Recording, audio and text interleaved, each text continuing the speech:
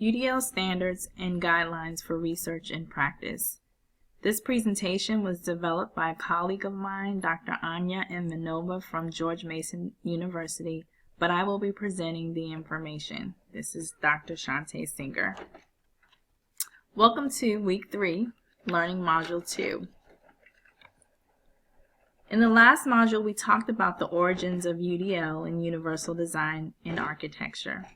Indeed, the Universal Design movement aims to design the structures that anticipate the needs of individuals with disabilities and accommodates these needs from the outset. Similarly, UDL aims to design the curriculum with students' needs in mind. However, there's a very important distinction between the two concepts. It lies in the difference between access to information and access to learning. UDL is not about creating materials in which information is more accessible. Increased access can actually decrease or eliminate a learning opportunity.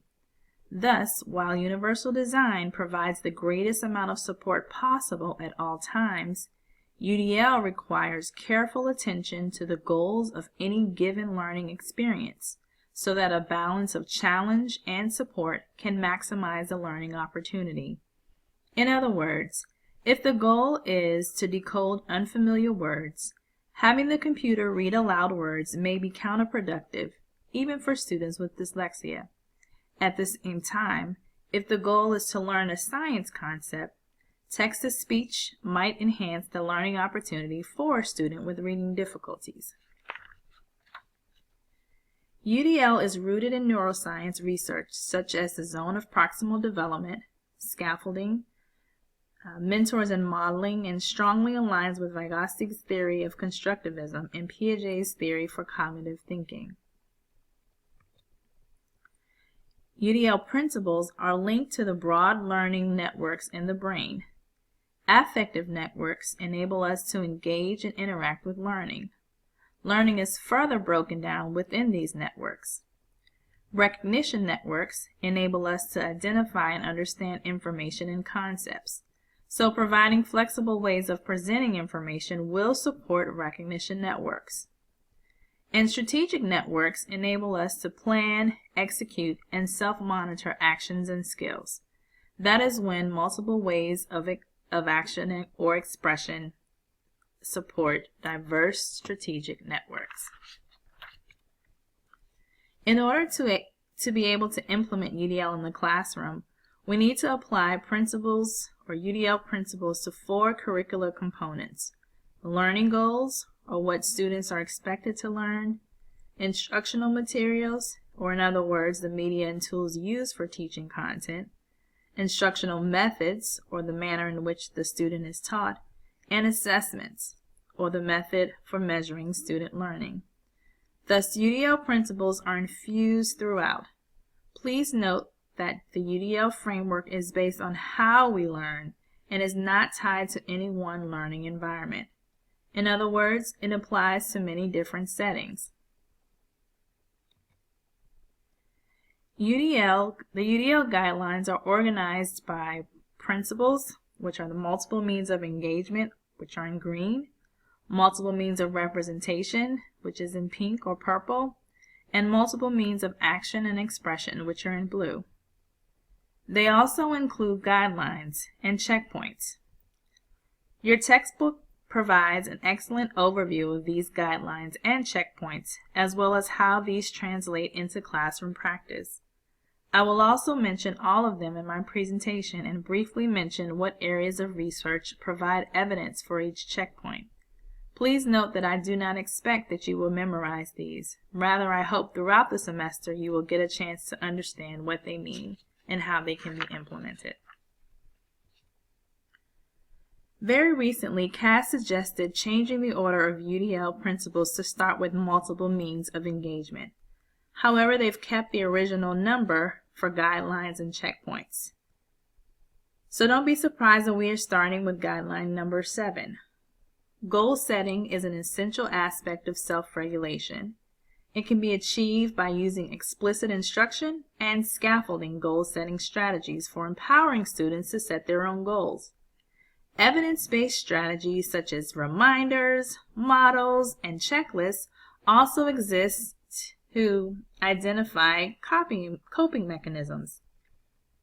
Self-questioning, self-monitoring, and self-determination skills can be explicitly taught and practiced to provide options for self-regulation.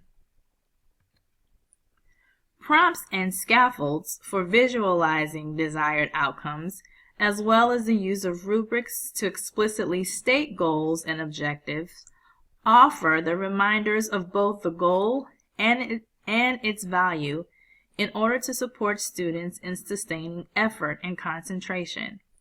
Providing a range of challenges and supports allows all students to find objectives that are optimally motivating. Cooperative learning groups and peer tutoring have proven to foster collaboration and community. The majority of research supports the benefits of providing students with choices in the learning environment. They have proved to increase student motivation and engagement. Options that enhance relevance, value, and authenticity can be supported by such strategies as anchored instruction and day-to-day technologies. Positive behavior supports and the extrinsic rewards have been used in the research to minimize threats and distractions. We will come back to this during the week in which we focus on multiple means of engagement. Please stop here for a minute and think. What barriers might be reduced if these guidelines and checkpoints are incorporated?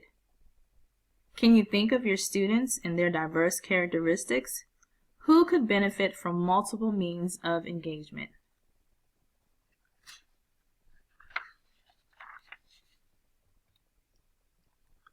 With multiple means of representation, providing options for perceptions include options that customize the display of information, options that provide alternatives for auditory information, options that provide alternatives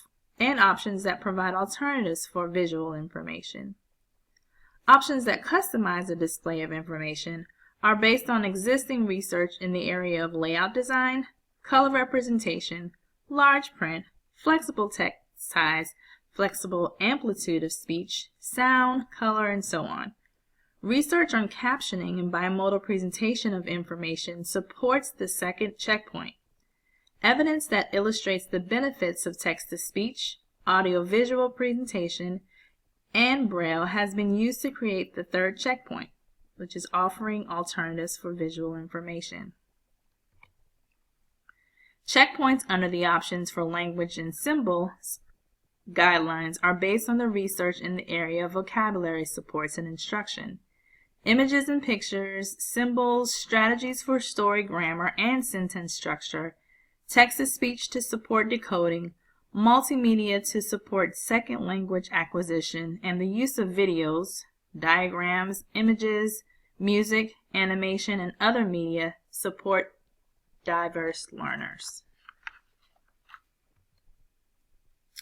Research evidence on the effectiveness of such strategies as anchored instruction, advanced graphic organizers, the use of mnemonics, and study guides offer options for activating background knowledge, as well as highlighting critical features and relationships.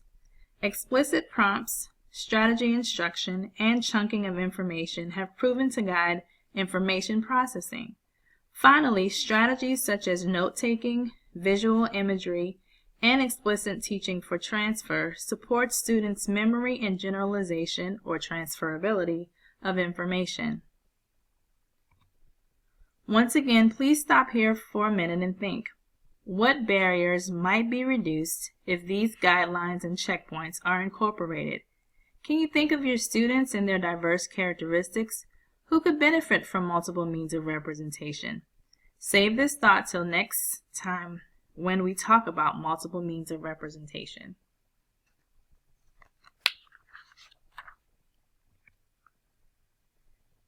Evidence-based options in the mode of physical response include the use of such technologies as word processing, voice recognition, and word prediction. These are checkpoints under the action and expression or multiple means of action and expression principle. Research evidence in the category of optimizing access to tools and AT is limited because very often the advantages from these tools are considered self-evident and not requiring rigorous research. For example, if the student is able to communicate with speech-generating device, it is self-evident and not necessarily supported by research evidence.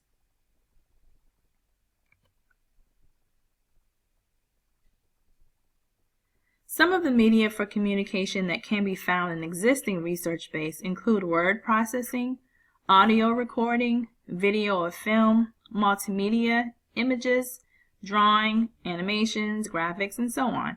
Construction and composition can be supported with the use of spell checkers, grammar checkers, calculators, word predictions, and speak recognition software. Models and demonstrations through direct instruction, animated agents, and human mentors guide successful practice. Learners might also benefit from such scaffolds as checklists, templates, mnemonics, and so on.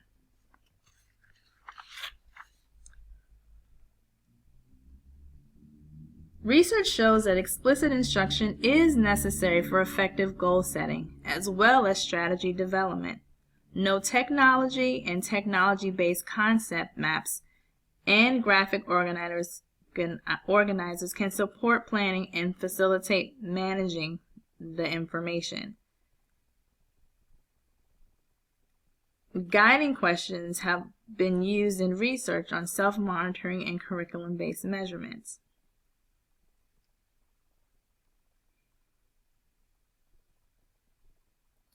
And not note, no, but note. Note that technology and technology-based concept maps can support planning. One last time, please stop here for a minute and think. What barriers might be reduced if these guidelines and checkpoints are incorporated? Can you think of your students and their diverse characteristics? Who could benefit from multiple means of action and expression? We will take the rest of the semester to learn more about the practical applications of all the research-based principles, guidelines, and checkpoints. We will start in the next module focusing on the first principle of multiple means of engagement. Until then, goodbye.